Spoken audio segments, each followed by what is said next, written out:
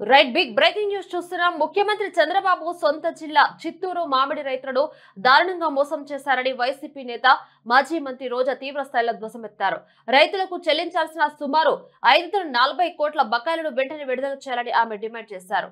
సొంత జిల్లా మామిడి రైతులకు బాబు మార్కు మోసం అంటూ విమర్శనాస్త్రాలు సంధించారు.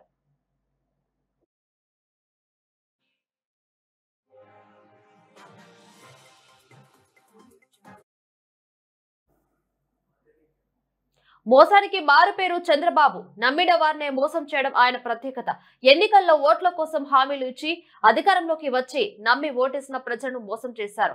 ఇచ్చిన హామీల గురించి అడిగితే నాలుక మందం అంటున్నారు. ఇప్పుడు సొంత జిల్లా చిత్తూరు మామిడి రైతులకు చంద్రబాబు తనదైన శైలిలో మోసం చేస్తూ ఉన్నారని విమర్శించారు.